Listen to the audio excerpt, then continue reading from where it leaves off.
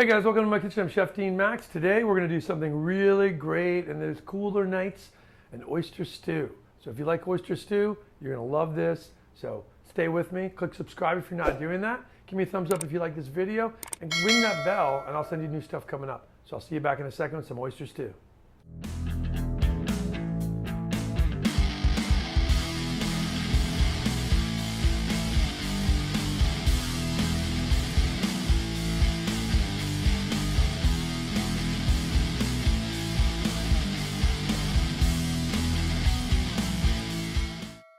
Hey guys, back in the kitchen today. We've got some oysters.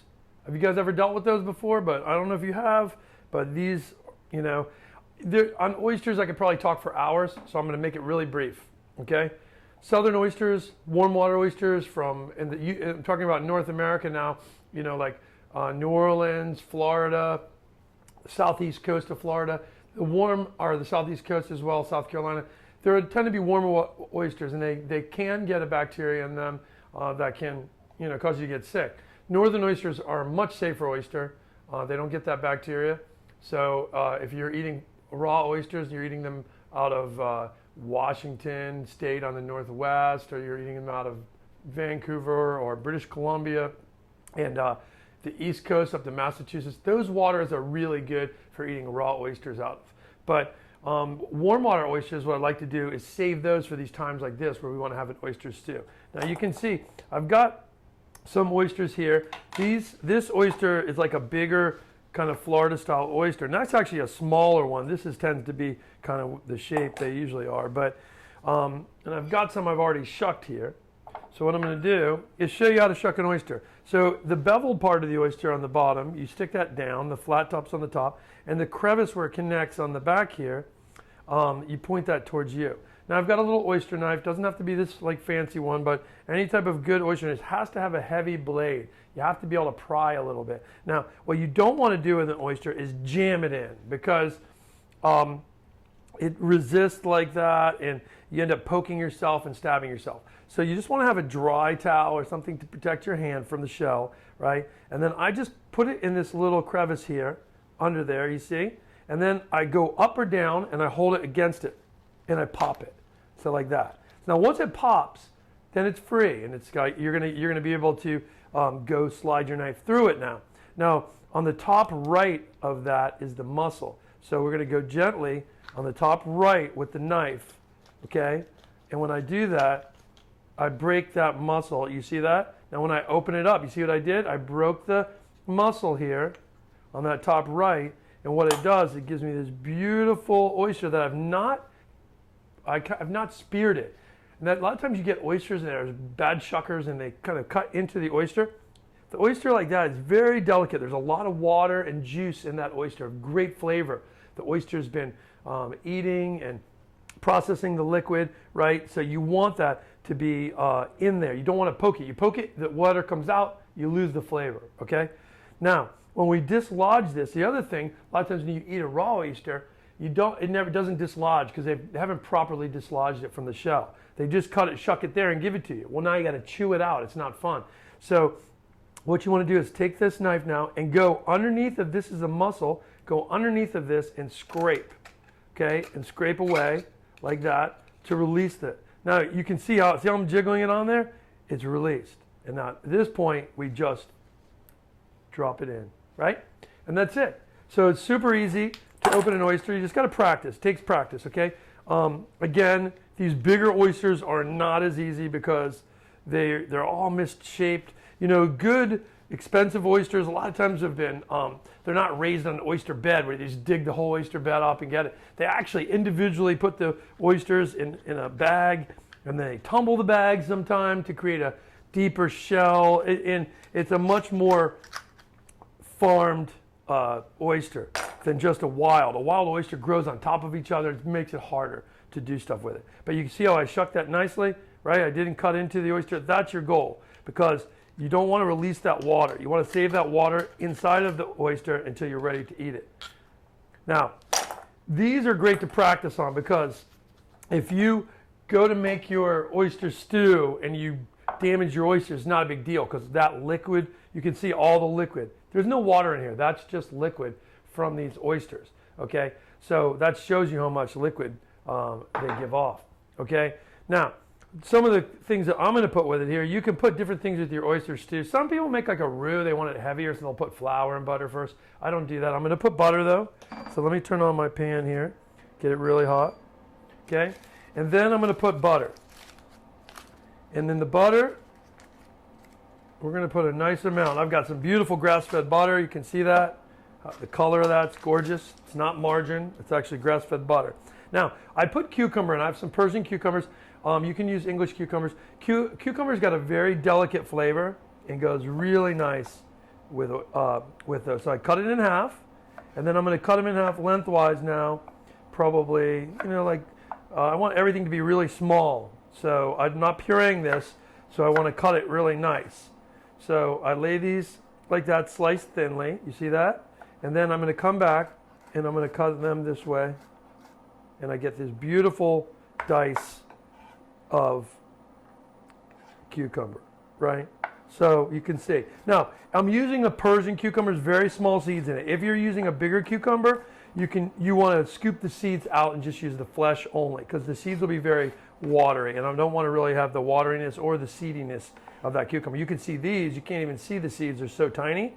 You just see the flesh, okay? Now, here I have a bell pepper. I've already started to cut, I already minced some up so I could do this faster. But you basically just cut the wall of the bell pepper off like this, okay? Now once you've cut the wall, you see you have this pith here. This pith, you want to lay your knife down flat and you want to cut that. So you cut that pith out, okay? Then we're going to cut it back the other way and slice it up like this to this nice mince. And then we're going to cut it back the other way. And this is creating a mince, okay? So with that, I'm going to go right in here to my dish. Now I have some shallots here. You can see how nicely I've cut the shallots. They've been nicely minced. I also did that with the celery as well. Now I'm going to dump these in because I want them to start to cook with the butter here. Now they need to cook longer. The oysters don't need to cook long at all. So that's why I need to add these in and cook these. Now I've got the shallot here, you can see. I'm just going to cut the shallot in three long strips. I don't have to cut this perfect minced shallot because we do that in the restaurant a lot of times at home. Sometimes it's really pain for you guys because the knife has to be ultra sharp. But in reality, this shallot doesn't need to be cut that small, okay? The shallot can have bite to it. We're going to cook it anyway. Look at that. That's beautiful, right? So we're going to stick that in, okay? And the same thing with the celery. We want to cut the celery in long, thin strips. Now celery is another one that goes nice with seafood. It's light. It's got beautiful, it has like a mildness to it, okay? And then I'm going to add that in as well, okay? Now I need to grab a spoon so I can stir this, all right? So I'll be right back. Now one of the other things that I have is jalapeno because I want a little bit of spice. So I'm going to cut the flesh off the jalapeno like this. And I'm not going to put this center seed piece in there. That'll make it very spicy, and we don't need to make it that spicy. I just want to make it spicy but not crazy, okay? So we're going to cut these into long, thin strips. This is a part of our julienne process, right? What do we do when we julienne? We cut long, thin strips like this, and then we take the whole thing and turn it sideways, and then we come back and we cut this way, and this becomes a small dice, right? Now we're going to add that in. This is going to give spiciness. So if you don't have the bell pepper, you can actually just use the jalapeno too. It kind of gives you a bell pepper feeling to it as well as the heat, okay? We're going to toss this around a little bit in here,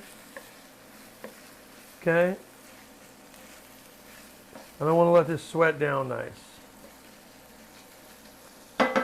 Now, I want to add a little salt. Now, do not add a lot of salt. Why? Because oysters are salty, right? There's natural salt in the water there. We're going to add a little bit of pepper. Okay? And normally you would put a little sherry in this, but I'm going to use a little sake because I have some sake in the fridge. You could use white wine as well. And that's what we're going to deglaze with. Okay? So we'll deglaze with that. Now, one of the other ingredients I have here is potatoes. I'll show you how I cut these. We'll add them in as well.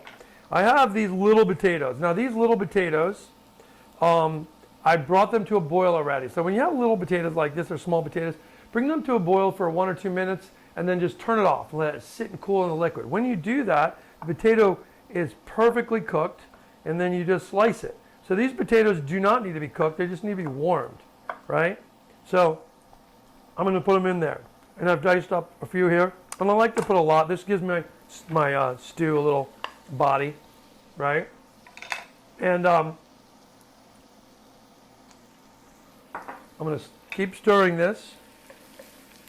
And our goal now is to, wilt this down really good. We don't want the pan to burn. We just want this to wilt down. Because our oysters probably take, 3 to 4 minutes to cook. So we don't need to go super long on those. But these vegetables, they do take longer to sweat. Because we don't want them to be ultra crunchy.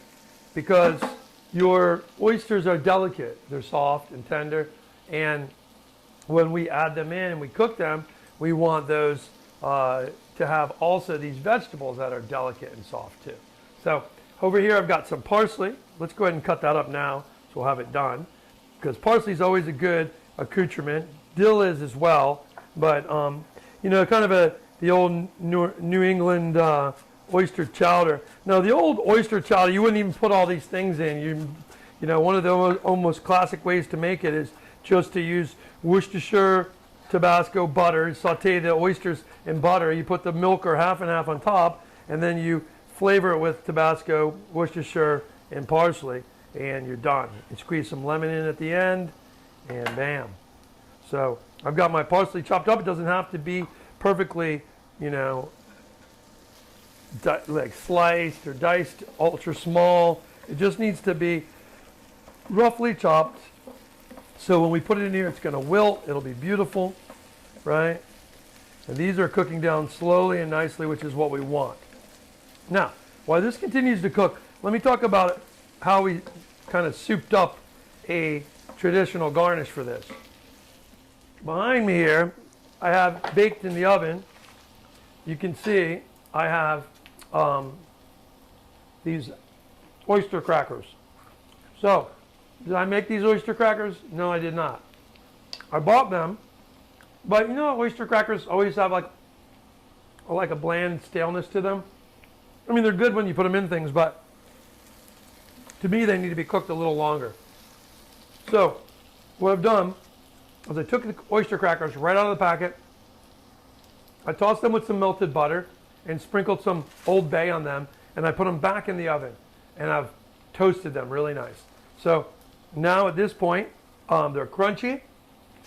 They have this Old Bay seasoning flavor on there, which is amazing with seafood, as you probably already know.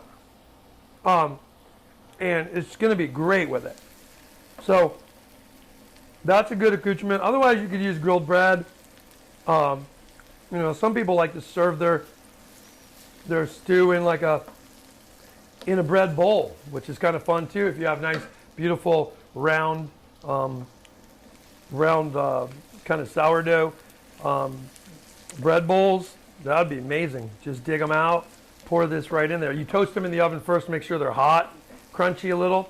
That way when they're hot and crunchy, you're adding this kind of creamy soup to it, right? Now, if you wanted to, you could, if you wanted a creamy soup but you didn't want to have flour, you could kind of cook this without the oysters in it first. Add a little bit of water, a little of the wine, the water, and puree it to make a puree. But I don't like to do that. I like this chunky. To me, this soup, this oyster stew is really about, the reality is this is something that you would make on a boat, you know what I mean? And you would have oysters and shuck them, and you put them in a pan on a burner, and you would you just put some butter in there, and you might put some wine or cognac or whatever you had, and wherever you're drinking, and then you put a little Worcestershire and Tabasco, because you always have those on as seasoning things anyway, and that's it. You put a little half and half or heavy cream, milk, and boom, you've got yourself dinner from the beautiful stew that you're going to make from these oyster ingredients. So let me let this cook for a second. We'll be back Once it gets a little closer, it's going to take about 3 minutes, and then we're going to cook these oysters. Okay, now my vegetables have kind of like, they're starting to wilt down. What I'm going to do is I'm going to separate this for a second, put them on the outside like that, and then I'm going to put a little bit more butter in the center. And I'm going to do that because I want to put my oysters in that. And this, like I said, this is a rich dish, right? This is a dish that you eat in the winter. You're trying to keep some meat on your bones just to stay warm, right? And I'm going to put these oysters right in here to start to cook, okay? Now, I want to sprinkle a little bit of sake around. And I'm going to let that kind of cook off, the alcohol flavor of that. Okay. And I'm going to move these oysters around gently, okay? It's going to give me this beautiful oyster flavor. Now, from here, I'm going to go ahead and put a little bit of my Worcestershire in. Probably like a, I don't know, half a tablespoon maybe. Bunch of good shakes. And then Tabasco. Tabasco, you could put any hot sauce you want, but Tabasco is kind of like that kind of go-to flavor when it comes to an oyster stew. So I go with that. Now, the goal here is to let your oysters stew and simmer for a little bit. Again, once you put your oysters in, I don't like to let them cook for more than, 3 to 5 minutes tops. So with this, we'll let that continue to go. And then I like to taste a little bit to see where we are.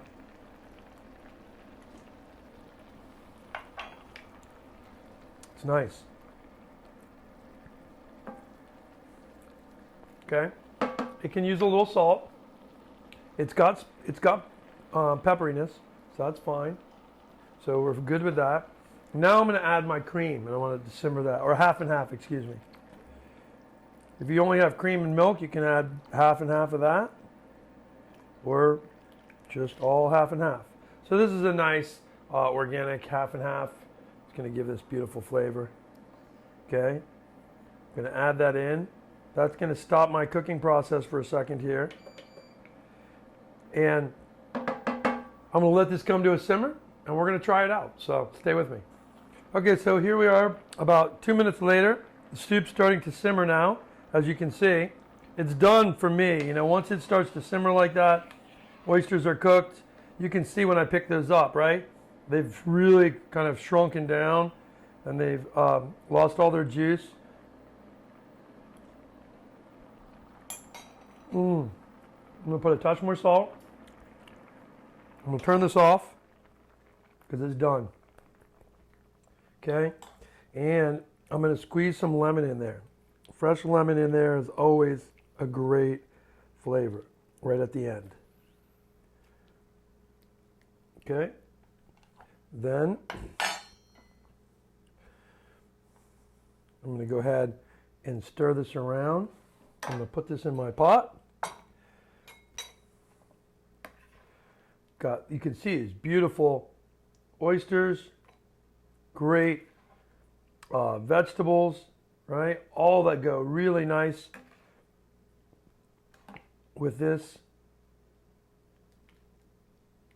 And then I'm going to put a little parsley in there. Throw a little handful of these on top. And man, that's going to be delicious.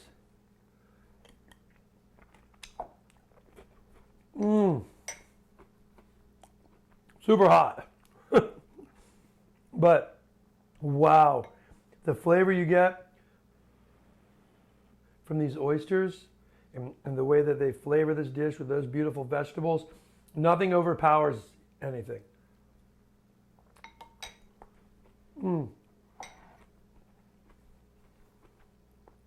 And the oyster has such a delicate flavor like this. If you don't like oysters, try them like this. I think you'll like them. The creaminess of the half and half and the vegetables, it really mellows out the flavor. and makes these oysters fantastic. So try this dish at home. I think you'll like it. It's super simple. You guys, how long did this take to make? It's a super quick dish.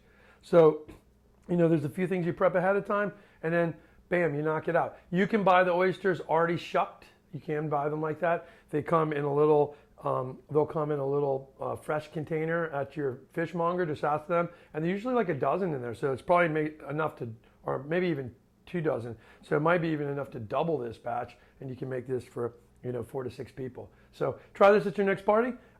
If you really like it, give me a thumbs up, and any comments that you have, any questions, I'll be happy to answer them. So send me a message. I'm Chef Dean Max. See you back soon.